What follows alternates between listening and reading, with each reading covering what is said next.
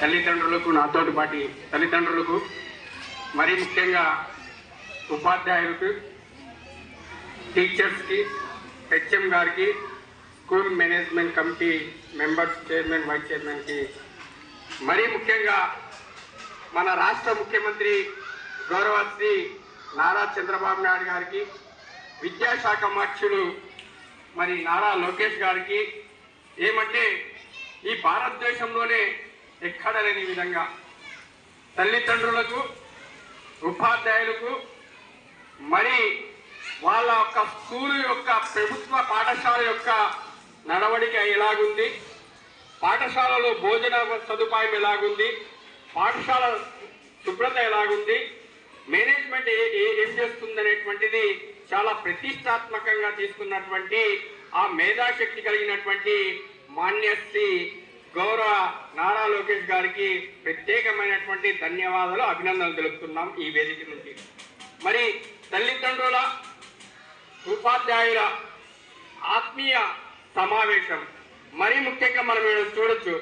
బడి పిలుపు వికాస్ ఆంధ్రాకు మలుపు అంటే ఈ యొక్క స్కూల్లోనే వికసిత ఆంధ్రప్రదేశ్ యొక్క భావి భారత పౌరుల్ని తీర్చిదిద్దేటువంటిది ప్రముఖంగా ఈ యొక్క అంటే 10th క్లాస్ లోపే ఉంటుంది. మరి వాళ్ళు ఇది వరకు సార్లు అంతా చెప్పారు, ఐఏఎస్ కావచ్చు, ఐపీఎస్ కావచ్చు, వివిధ హోదాల్లో మరి వాళ్ళు వెళ్ళేటి మార్గం అనేటువంటిది ఇక్కడే తొలి అడుగు పడతారు. మరి దీనికంతా కూడా ఆలోచించే ఎన్డీఏ కూటమి ప్రభుత్వం ప్రతిష్టాత్మకంగా 3.0 అనేటువంటిది మెగా పేటిఎం పేరెంట్స్ డే అనేటువంటిది ప్రతిష్టాత్మకంగా 2వ సంవత్సరం ఇది. మరి 2వ సంవత్సరము మనం అడుగు పెడుతున్నాం. మరి దీనికంతా కారణము మన పిల్లల యొక్క స్థితిగతులు, తల్లిదండ్రులుగా మన బాధ్యత ఏంటి, ఉపాధ్యాయుల యొక్క అలాగే మేడమ్స్ యొక్క బాధ్యత ఏంటి, మరి స్కూలు పరిశుభ్రాల పరిస్థితి ఏంటి, మనం ఎలాగ మన పిల్లల్ని చదివించాలి, పిల్లలు ఎలాగ వాళ్ళు స్కూల్కి వస్తున్నారు అనేటువంటిది. మరి గతంలో అయితే మనం ఒకసారి గమనిస్తే చాలా మటుకు మనం ఇంటికాడే ఉండి మరి స్కూల్కి వెళ్ళే పిల్లవాడు ఎలాగుందో అనేటువంటి ఆలోచన లేనటువంటి పరిస్థితి. కానీ అట్లా కాకుండా చాలా ప్రతిష్టాత్మకంగా గౌరవ ముఖ్యమంత్రి నారా చంద్రబాబు నాయుడు గారు ప్రభుత్వ పాఠశాలలో చదువుతున్నటువంటి పిల్లల యొక్క స్థితిగతులు తల్లిదండ్రులతో, ఉపాధ్యాయులతో మమేకమై, లోకల్ గా ఉన్నటువంటి లీడర్స్ తో కూడా మమేకమై, అంతా కూడా కలయికగా ఒక కుటుంబ సభ్యులుగా చర్చించుకోవాల్సినటువంటి అవసరం, భాగస్వామ్యం కావాల్సినటువంటి అవసరం ఉందని మెగా పేటిఎం పేరెంట్స్ డే గౌరవ ముఖ్యమంత్రి నారా చంద్రబాబు నాయుడు గారు చేశారు.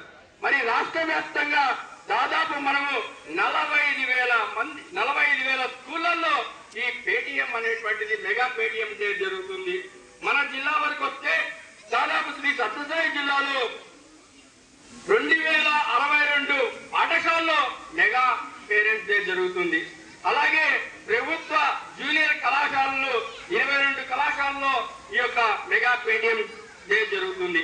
మరి మన జిల్లా వ్యాప్తంగా 1,43,000 మంది విద్యార్థుల తల్లిదండ్రులతో, విద్యార్థులతో దాదాపు 10,000 నుండి 7,500 మంది ఉపాధ్యాయులు, టీచర్స్ తో ఈ మెగా పేరెంట్స్ డే అనేటువంటిది పండగ వాతావరణంలో, ఆరోగ్యకరమైనటువంటి వాతావరణంలో, ఆలోచకరమైనటువంటి వాతావరణంలో, ఆహ్లాదకరమైనటువంటి వాతావరణంలో ఈ యొక్క పేరెంట్స్ డే అనేటువంటిది చేయాలని సంకల్పం గౌరవ ముఖ్యమంత్రి గారు చేశారు.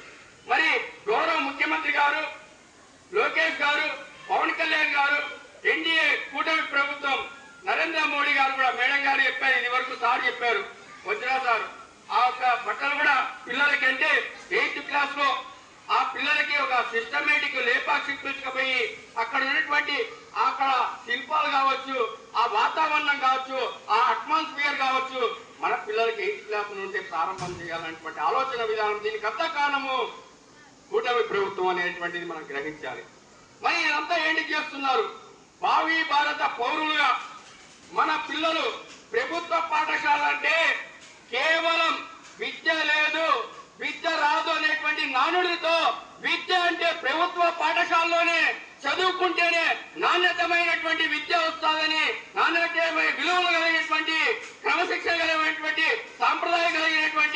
అన్ని కూడా సార్ చెప్పారు ఇది వరకు. అంటే ఈ ప్రభుత్వ స్కూల్లోనే అవి లాంఛనంగా ప్రారంభం కావాలనేటువంటి ఆలోచన విధానంతోనే మెగా పేరెంట్స్ డే అనేటువంటిది చేశారు.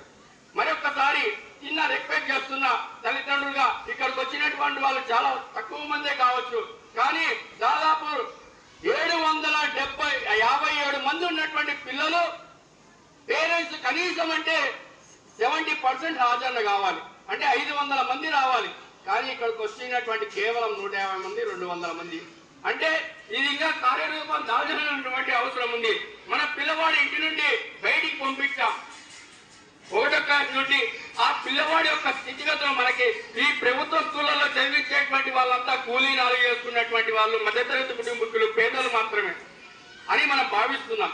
కానీ డబ్బున్న వాళ్ళు కూడా ఈ యొక్క స్కూళ్ళలో చదివించాలనేటువంటి ఆలోచన విధానము స్ఫూర్తిదాయకం తీసుకురావాలంటే గౌరవ ముఖ్యమంత్రి గారి యొక్క ఆలోచన.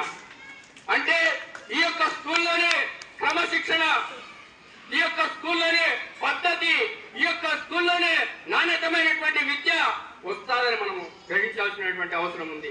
అదే కార్పొరేట్ స్కూల్లో లేకపోతే మన పిల్లవానికి స్టడీ ఎలాగుందని వాళ్ళకి అడిగితే చాలా అహంకారపూర్వకంగా చెప్పేటువంటి పరిస్థితులు.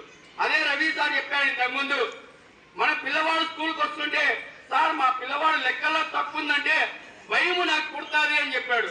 అంటే ఎంత ఆలోచనకరమైనటువంటి బాధ్యతాయుతమైనటువంటి మాట అది మనం అర్థం చేసుకోవాల్సినటువంటి అవసరం ఉంది.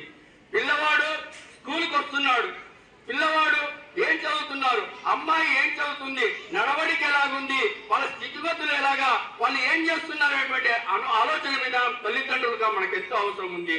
ప్రభుత్వం ఇంత సదుపాయం కల్పించి మంచి ఉపాధ్యాయులు, మరీ ముఖ్యంగా ఏంటంటే మన స్కూల్లో ఉన్నటువంటిది గౌరవ ఎమ్మెల్యే గారికి పదే ఈ యొక్క వేదిక నుండి ఈ 3వ సారి 4వ సారి విజ్ఞప్తి చేస్తున్నాం. ఇక్కడ ఉన్నటువంటి ఉపాధ్యాయులు కేవలం మనకు కావాల్సినటువంటి ఉపాధ్యాయులు ఎంతమంది, 31 మంది కావాలి. ఒక్క రోజుకి 70 పీరియడ్లు జరుగుతాయి. కానీ ఇక్కడ ఉన్నటువంటిది కేవలం 13 మంది ఉపాధ్యాయురాలు ఉన్నారు. అంటే వాళ్ళ యొక్క కుటుంబాన్ని చూస్తూ, మన పిల్లల్ని చూస్తూ, వాళ్ళ ఆలోచన విధానము, వాళ్ళ మేధాశక్తి ఎంత మందికని చెప్పగలరు. ఒక ఉపాధ్యాయుడికి రోజుకి 6 పీరియడ్లు అనుకుందాం, అదే ఉపాధ్యాయులకి 10 పీరియడ్లు పడితే పరిస్థితి ఎలా ఉంటుంది? మానసిక వాళ్ళకి ఒత్తిడి కూడా గురయ్యేటువంటి పరిస్థితులు ఉంటాయి. మనం గ్రహించాల్సినటువంటి అవసరం ఉంది. ప్రభుత్వం కూడా డిఎస్సి రాసినటువంటి వాళ్ళకి ఇక్కడ రిక్రూట్ చేస్తామని చెప్పారు. తగు ఇక్కడ 33 మంది దాదాపు ఉపాధ్యాయులు అవసరమైతే 13 మంది మీద ఒత్తిడి కలిగితే వాళ్ళ పరిస్థితి ఏంటి అని ప్రభుత్వం ఆలోచించాల్సినటువంటి అవసరం ఉంది. గౌరవ ఎమ్మెల్యే గారికి కందుకుంట వెంకటప్రసాద్ గారికి కూడా విజ్ఞప్తి చేస్తున్నాం. మాకి ఈ స్కూలు పెద్ద స్కూల్ అనేటువంటిది చాలా ప్రతిష్టాత్మకమైన చారిత్రాత్మకమైనటువంటి ఈ స్కూల్ నుండి ఈ స్కూల్ ఎంతో మంది మేధావులను అందించినటువంటి స్కూల్. ఈ స్కూల్ కి తగు ఉపాధ్యాయుల్ని నియమించాల్సినటువంటి బాధ్యత, చెప్పాల్సినటువంటి బాధ్యత మీ ముందు ఉందని నేను ఒక పేరెంట్ గా చెప్తున్నా అన్నగారు.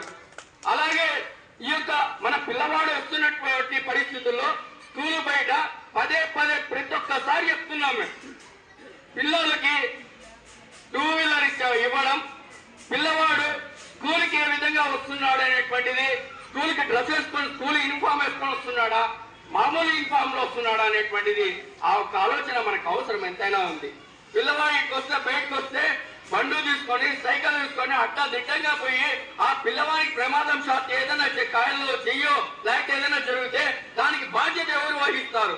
స్కూల్లో ఉన్నంత వరకు స్కూల్ హెచ్ఎం గారు, తల్లిగా, తండ్రిగా, ఉపాధ్యాయులు, మేడమ్స్ చూసుకుంటారు. స్కూల్ బయటకు వస్తే పరిస్థితి ఏంటి అనేటువంటిది, ఆ పిల్లవాడికి ఏమైనా జరిగితే హాస్పిటల్లో మనకున్నటువంటి పరిస్థితుల్లో మనం చూపించుకోగలమా? అప్పులు సబ్బులు చూపించుకొని ఆ పిల్లవాడు బాగైతే పర్వాలా, మంచానికే పరివైతే మన పరిస్థితి ఏమి, మన కళ ఏమి అని మనం గ్రహించాల్సినటువంటి తల్లిదండ్రులుగా మనకు అవసరం ఉంది. అలాగే పిల్లవాడికి ఉపాధ్యాయులు ఎలా చెప్తున్నారు, ఏం చెప్తున్నారు, పిల్లవాడు మన ఉపాధ్యాయులకు కూడా మనం వచ్చి అడిగి, మేడం మా పిల్లవాడు ఎలా చదువుతున్నాడు, మా పిల్లవాడు క్రమశిక్షణగా ఉన్నాడా అని ఎంతవరకు ఆత్మ పరిశీలన చేసుకోండి సోదరిమణులారా చెప్తున్నాం. అడుగుతున్నామా? మనము అడగట్లేదు. పిల్లవాళ్ళు సార్ల మీదకే కొట్టడానికి కూడా వస్తున్నటువంటి పరిస్థితులు ఉన్నాయి. మనం ఒకసారి గ్రహించాల్సినటువంటి అవసరం ఉంది. మాకు శక్తికి మించి మేడం గారు సార్లు శక్తికి మించి చాలా చాలా చేస్తున్నా కూడా క్రమశిక్షణ లోపం అనేది మన ఇంటి నుండే క్రమశిక్షణ రావాల్సినటువంటి అవసరం ఉంది. ప్రభుత్వం కావచ్చు, ఉపాధ్యాయులు కావచ్చు, మేడమ్స్ కావచ్చు, ఇంతమంది మనకి ఇంత మంచి సౌకర్యంగా మంచి విద్య చెప్తున్నా కూడా క్రమశిక్షణ అనేటువంటి లోపం మనలో ఉంది. కాబట్టి మన ఇంటి నుండి క్రమశిక్షణ ఇవ్వాల్సినటువంటి బాధ్యత ప్రతి ఒక్కరు గ్రహించాల్సినటువంటి అవసరం ఉంది.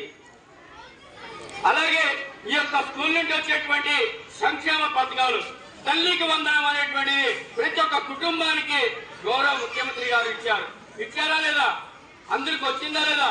ఆ తల్లికి వందనం వచ్చినటువంటి డబ్బుతో స్కూల్ యూనిఫామ్స్ 2 జతలు ఇచ్చారు. ఆ 2 జతలు కుట్టియాల్సినటువంటి అవసరం కూడా ఉంది. మనం ఏం చేశాం, ఒక జత కుట్టించి ఒక జత పంపిస్తున్నా పిల్లవాడిని అడుగుతున్నా, ఉండేది ఒక జతే సార్, మన ఒక పిల్లవాడు వచ్చాడు, ఒక జతే సార్ ఉండేది, మా అమ్మకి బట్టలు కేక్ వేసింది సార్ అంటుంది. అంటే ఆ డబ్బు దేనికోసం? మన పిల్లల కోసమే కదా. ఇది కూడా గ్రహించాల్సినటువంటి అవసరం ఉంది. మరీ ముఖ్యంగా ఈ స్కూల్లో నాణ్యతమైనటువంటి విద్య, మంచి మేధావర్గమైనటువంటి ఉపాధ్యాయులు. వజ్రం సార్ అయితే పిల్లోడు మాదిగా అక్కడక్కడ తిరుగుతాడు, నాకే ఆశ్చర్యం అవుతుంది. రవి సార్ అయితే కట్టి తీసుకొని బయట ఉంటారు. దీనికంతా మరీ ముఖ్యంగా ప్రతి ఒక్క మేడం టీచర్లు అంతా కూడా, మేడం గారు కొత్తగా వచ్చారు, మేడం గారు ఏదైనా జరిగినా చేయించు ఆమె అసలు వైబ్రేట్ అవుతారు. సార్ చూడండి పరిస్థితి అని. అంటే ఈ స్కూల్లో పిల్లల యొక్క ఆలోచన విధానం, మైండ్ సెట్ మనం ఇంటి దగ్గరే మార్చాల్సినటువంటి అవసరం ఉంది. మరి ఏదైనా జరిగితే టీచర్ల మీదకి వస్తే టీచర్లు ఏం చేయగలరు? వాళ్ళ మీదకి వస్తే అందుకని మేనేజ్మెంట్ కమిటీగా మేము ఒకటే రిక్వెస్ట్ చేశాం, ఎవరైనా సరే నా కొడుకుతో సహా ఎవరైనా మీకు ఏదైనా ఇబ్బంది కలిగితే డైరెక్ట్ పోలీస్ కంప్లైంట్ ఇవ్వండి. ఈ యొక్క పరిసరాలు 144 సెక్షన్ ఉంటుంది, 500 మీటర్లు, ఇవంతా మనకు తెలుసా? వీటికి వచ్చి స్కూల్లోకి వచ్చి కొట్టుకుంటే సార్ చెప్పాడు ఇది వరకు వచ్చాం సార్, వాడు వీడు ఒకటి అవుతారు. ఆడ పిల్లల మానసిక అంటే మా తల్లిదండ్రులు వస్తాలే, నా స్నేహితులు వస్తాలే, మా అన్న వస్తాడులే, మా మామ వస్తాలే అని మనమే మన పిల్లల్ని రెచ్చగొడుతున్నటువంటి పరిస్థితులు. ఇది ఒకసారి మనం ఆత్మ పరిశీలన చేసుకొని మారాల్సినటువంటి అవసరం ఉన్నదని ఈ సందర్భంగా తెలియజేసుకుంటూ, ఈ అవకాశం ఇచ్చినటువంటి మరి గౌరవ ముఖ్యమంత్రి నారా చంద్రబాబు నాయుడు గారికి, లోకేష్ గారికి, పవన్ కళ్యాణ్ గారికి, మన దేశ ప్రధాని నరేంద్ర మోడీ గారికి, మరీ ముఖ్యంగా మేనేజ్ కమిటీ చైర్మన్ గారికి, వైస్ చైర్మన్ గారికి, నా తోటి సభ్యులకి, పేరెంట్స్ మీకు, మరీ ముఖ్యంగా హెచ్ఎం మేడంకి, స్కూల్ ఉపాధ్యాయులకి, మేడంకి అందరూ కూడా పేరు పేరున ధన్యవాదాలు తెలుసుకుంటూ సెలవు తీసుకుంటున్నా. గత 10 సంవత్సరాల నుంచి పుస్తకాలన్నీ కూడా అంటే వివిధ కారణాల వల్ల బీరువాళ్ళు, అరళ్ళు అలాగే ఉండిపోయినాయి.